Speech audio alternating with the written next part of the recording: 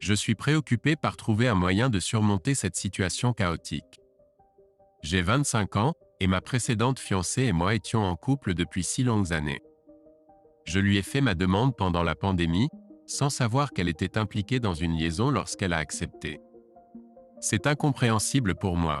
Pourquoi quelqu'un se comporterait-il ainsi? Comment a-t-elle pu accepter de m'épouser tout en étant impliquée avec quelqu'un d'autre? C'est totalement déconcertant pour moi. J'ai toujours été un peu maladroit, surtout dans mes interactions avec les femmes. Cependant, quand j'ai rencontré ma fiancée, que je vais appeler Mia, j'ai été immédiatement captivé. Je n'avais jamais connu un amour de cette ampleur auparavant, mais j'étais certain qu'elle était celle avec qui je voulais passer le reste de ma vie dès notre rencontre. Ce qui est étonnant, c'est qu'elle semblait ressentir la même chose, et nous discutions déjà de cohabitation et de fonder une famille dès notre première semaine ensemble. Tout se passait si rapidement. La période précédant la demande en mariage a été extraordinaire pour moi, mais rétrospectivement, ce n'était probablement pas la même chose pour Mia. Un jour, j'ai aperçu un message sur le téléphone de ma fiancée qui m'a stoppé net. Je n'arrivais pas à me débarrasser de ce sentiment, alors cette nuit-là, pendant qu'elle dormait, je me suis levé et j'ai fouillé dans son téléphone. Je suis plutôt doué en technologie, et je gagne même ma vie grâce à certaines des applications mobiles que j'ai développées. Bien que je ne sois pas excessivement riche, je suis financièrement assez à l'aise pour prendre un an sabbatique sans conséquences à long terme.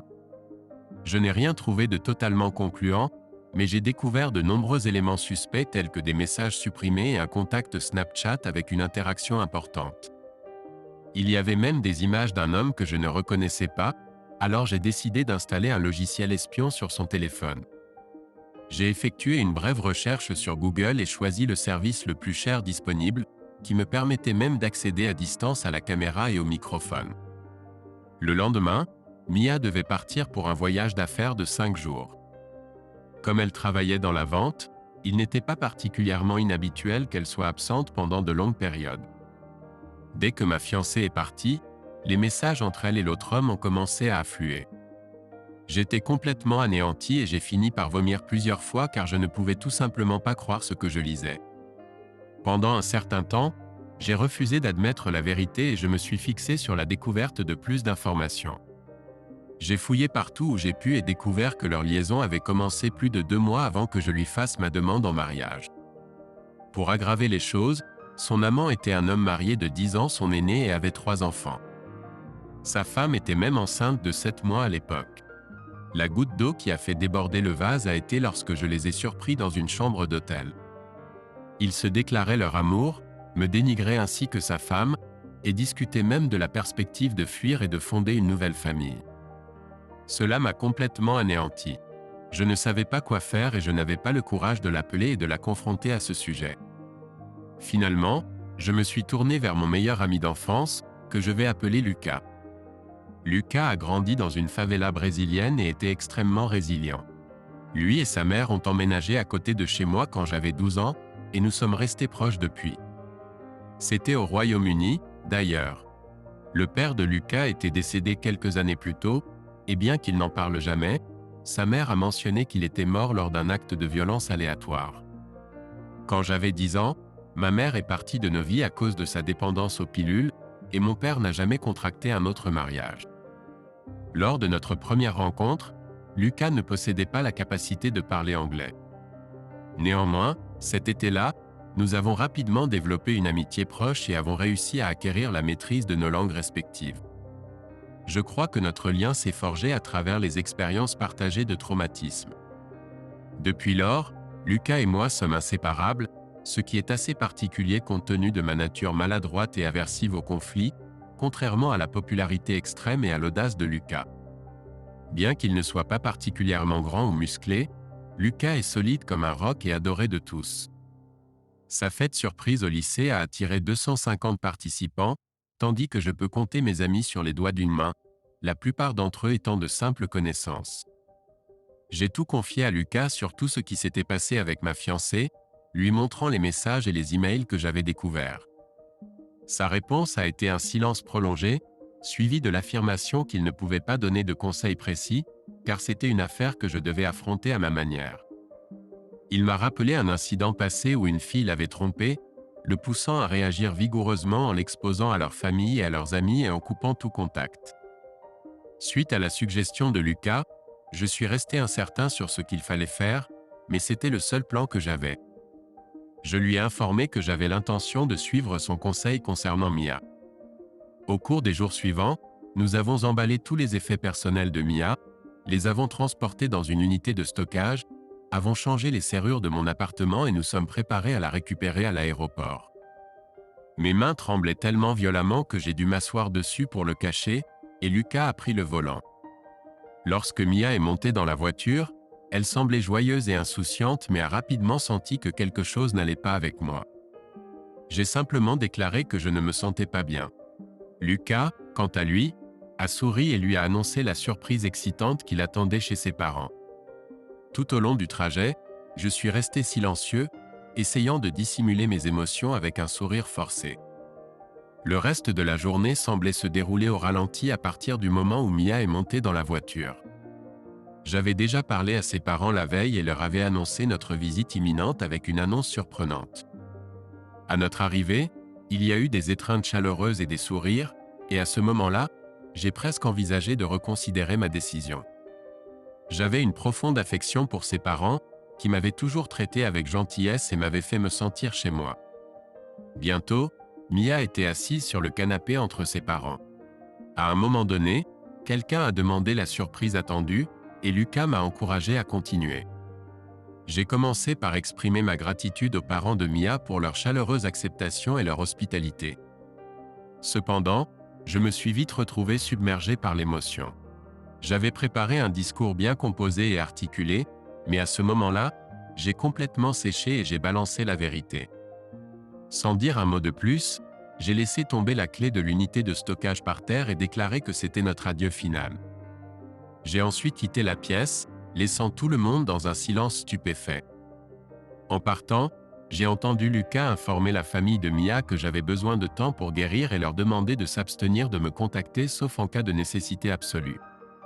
Après être monté dans la voiture, Lucas a proposé que je fasse un post sur le groupe Facebook que nous avions créé pour organiser le mariage. Ce groupe comprenait nos familles et tous nos amis.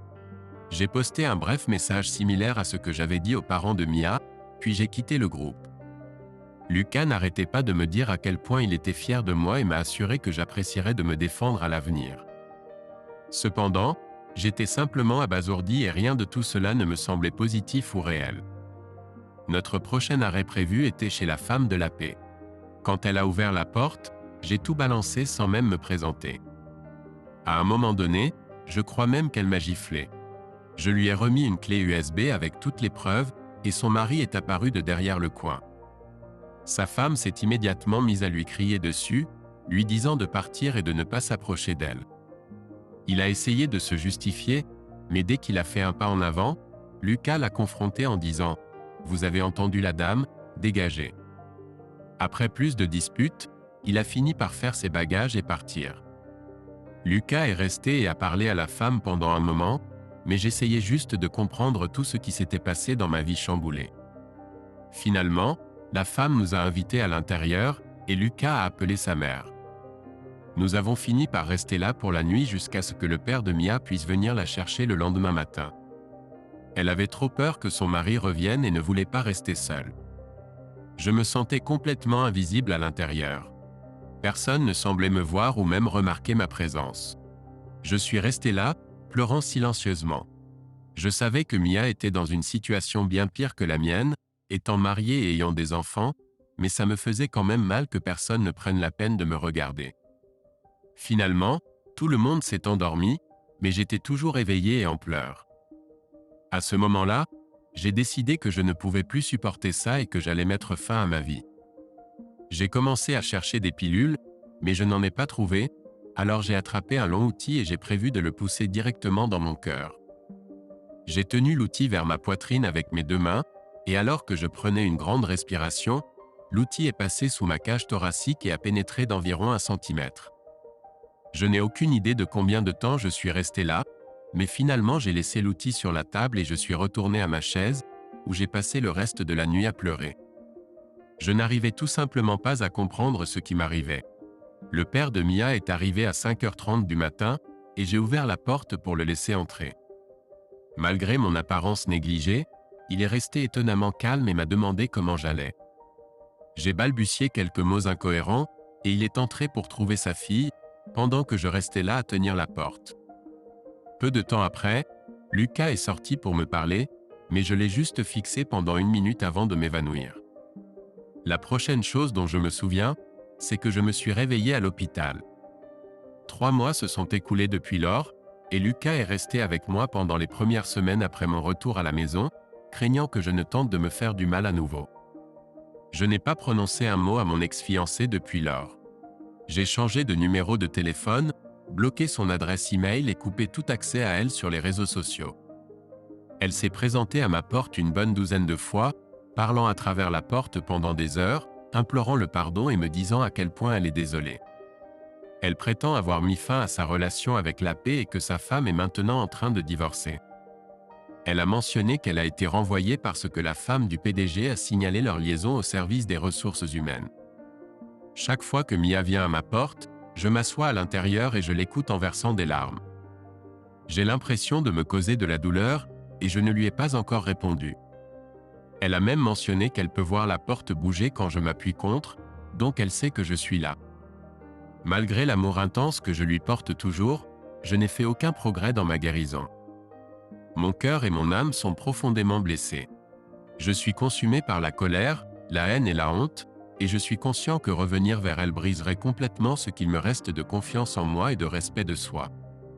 La confrontation chez ses parents et le fait d'informer la femme du PDG ne m'ont apporté aucun soulagement. Si quelque chose, je regrette de ne pas être simplement parti. Les gens ne cessent de m'assurer qu'à un moment donné, je deviendrai insensible ou indifférent, et j'espère que ce jour arrivera bientôt car chaque jour semble être un cauchemar. J'ai décidé de contacter ses parents pour voir s'ils pouvaient intervenir et la persuader d'arrêter de venir à ma porte. Je comprends maintenant que la personne que je croyais qu'elle était et qui elle est vraiment sont des individus totalement différents. Tout ce que je désire maintenant, c'est qu'elle disparaisse de ma vie pour que je puisse commencer à avancer. Peut-être que je vais même adopter un chat ou quelque chose pour me tenir compagnie. Avant que je puisse parler à ses parents, son père m'a surpris en arrivant à ma porte avec un pack de 6 de ma bière préférée. Il a demandé si nous pouvions parler, et j'ai suggéré que nous puissions converser en marchant plutôt que de rentrer. Je ne voulais pas qu'il rentre car mon appartement était en désordre, et je craignais qu'elle puisse apparaître soudainement à la porte. De plus, j'étais incertain de la tournure que la conversation pourrait prendre, et je ne voulais pas devoir lui demander de partir. Comme vous le savez, il a ouvert 2 bouteilles de bière et a entamé la conversation. Au début, il s'est excusé au nom de sa fille, puis a révélé que sa femme et sa fille l'avaient pressé de me parler pour me persuader de parler à sa fille. Il a continué en disant qu'il n'avait aucune intention de le faire, mais soutenait plutôt mes décisions et mes actions. Il a décrit sa fille comme gâtée et égoïste, exprimant son espoir qu'elle fasse face aux conséquences de ses actes et devienne une meilleure personne à l'avenir. Soudain, il est devenu étrange et a commencé à me poser de nombreuses questions suggestives sur mon bien-être. Il était évident qu'il espérait entendre que je souffrais énormément, presque comme s'il prendrait plaisir à me voir souffrir. Son comportement m'a perturbé, alors j'ai inventé une histoire et je suis parti. Mais j'avance maintenant. Malgré la douleur et le coup porté à ma confiance, je suis prêt à laisser tout cela derrière moi. En fait, je commence à penser que peut-être je n'ai pas seulement échappé à une situation problématique avec mon ex mais aussi avec sa famille. Quel genre de père prend plaisir à la souffrance de son enfant? Après avoir reçu des commentaires sur ma publication précédente, j'ai réalisé que j'ai peut-être mal interprété les intentions de son père. Je l'ai toujours respecté, et il a été génial avec moi. Alors j'ai décidé de l'appeler et de lui parler. Il s'avère que vous aviez raison à propos de ces questions orientées. Il espérait qu'il y ait une chance pour moi de me réconcilier avec sa fille parce qu'il pensait que j'étais bon pour elle, même s'il reconnaissait qu'elle ne me méritait pas. Cela m'a fait me sentir bien pendant un moment, sachant qu'il reconnaissait ma valeur. Quant à son sourire quand il parlait de la douleur de sa fille, c'était en réalité le résultat d'une dispute de longue date avec sa femme à propos de son style éducatif. Il l'avait toujours averti que gâter leur fille et ne pas lui imposer de discipline entraînerait de graves conséquences négatives à l'avenir. Son plus grand regret était de laisser sa femme passer outre à cela. Il arborait un large sourire, attendant avec impatience le moment où il pourrait prouver qu'il avait raison à sa femme. Lorsque je lui ai demandé s'il y avait des problèmes entre nous, il a plaisanté en disant qu'il devrait peut-être divorcer. Apparemment, après avoir confronté sa femme et sa fille à propos de moi, les choses ne se sont pas bien passées. Mais cette fois, il a refusé de reculer dans le conflit qui couvait depuis un certain temps. Quant à Lucas, il a été comme d'habitude, génial. Il a été mon rock, me soutenant et m'encourageant à travers tout cela. Maintenant que je suis enfin sorti de cette relation toxique, je vois à quel point il avait raison. Je me suis défendu, ce que je fais rarement, et je me sens incroyable pour ça. Je le referais sans hésiter si la situation l'exigeait. Mon ex est réapparu à ma porte une fois de plus, et pour la première fois, j'ai décidé d'avoir une conversation avec elle. Elle m'a supplié de la laisser entrer pour qu'on puisse parler. Je n'étais pas disposé à lui parler à ces conditions. Si nous devions avoir une conversation, ce serait selon les miennes. Alors j'ai suggéré qu'on se rencontre dans un parc local dans une demi-heure. Je ne voulais pas qu'elle entre dans mon appartement en désordre, et comme certains d'entre vous l'ont souligné, je ne voulais pas être seul avec elle au cas où elle ferait des accusations. Étrangement, je n'étais pas nerveux. En fait, je me sentais plutôt confiant pour une fois dans ma vie. Quand je suis arrivé au parc, elle était déjà là en train de pleurer. Nous avons fait de la petite conversation, mais c'était sans signification. Ensuite, elle a essayé de s'immiscer dans ce que son père et moi avions parlé, mais je lui ai dit que c'était privé et que ça ne la regardait pas. Je m'ennuyais, alors je lui ai demandé de quoi elle voulait parler. Alors qu'elle bavardait sur le fait qu'elle était désolée, combien elle m'aimait, et à quel point tout était faux, je ne pouvais m'empêcher de ressentir un sentiment de détachement. C'était comme si ses paroles venaient de loin, étouffées par la réalisation que ses actions avaient irrémédiablement endommagé notre relation. Nous avons plaidé pour une réconciliation, promis de tout faire pour arranger les choses, mais au fond de moi, je savais que ce n'était que des paroles en l'air. Malgré toute la douleur, la colère et le ressentiment que je portais, je me suis retrouvé à dire que je lui pardonnais. Je ne voulais plus porter le poids de ces émotions négatives, mais pardonner à quelqu'un ne signifie pas toujours oublier ou se réconcilier.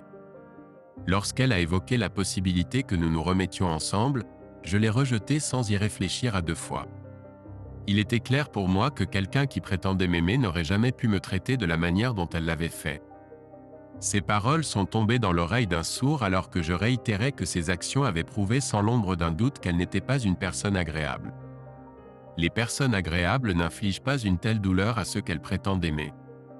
Je ne pouvais plus lui faire confiance. Elle m'a révélé sa vraie nature, et ce n'était pas du tout beau. Avec le cœur lourd, je lui ai exprimé mon désir de trouver quelqu'un qui me valorisait et m'aimait vraiment, quelqu'un en qui je pourrais avoir une confiance totale, quelqu'un qui ne trahirait pas mon amour et ma confiance comme elle l'avait fait. Elle n'était plus une candidate appropriée pour ce rôle dans ma vie, malgré ses supplications et ses pleurs. Elle pleurait de façon incontrôlable, ses sanglots perçaient le silence qui nous entourait. Je l'observais avec un sentiment de détachement inhabituel qui me troublait. Je ne me rappelais pas avoir jamais ressenti une telle distance avec quelqu'un auparavant. J'ai pris la décision d'appeler son père pour qu'il vienne la chercher, sachant que je ne pouvais pas la gérer dans cet état.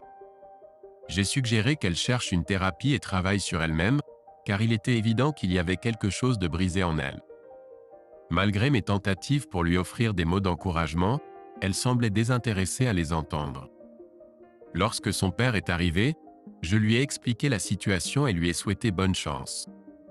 Dès leur départ, j'ai appelé un Uber et je me suis rendu au refuge pour animaux à proximité, où j'ai adopté un chaton que j'ai nommé Shiny, symbolisant ma nouvelle force pour m'affirmer. Lucas a plaisanté sur ma nouvelle assurance étincelante, et le nom est resté. Je suis satisfait d'avoir suivi le chemin honorable et d'avoir parlé honnêtement sans élever la voix ni recourir aux insultes. Je prends plaisir à la compagnie délicieuse de mon chaton et j'ai hâte de passer du temps avec Lucas, de partager quelques verres et de jouer à des jeux vidéo. Je suis attristé par mon ex, et je ressens de l'empathie pour elle. Bien que je regretterais les bons moments, Je suis également reconnaissant que tout soit terminé. Bien que certains des commentaires que j'ai reçus aient été désagréables et difficiles à accepter, je crois qu'il était nécessaire pour moi de les entendre pour avancer.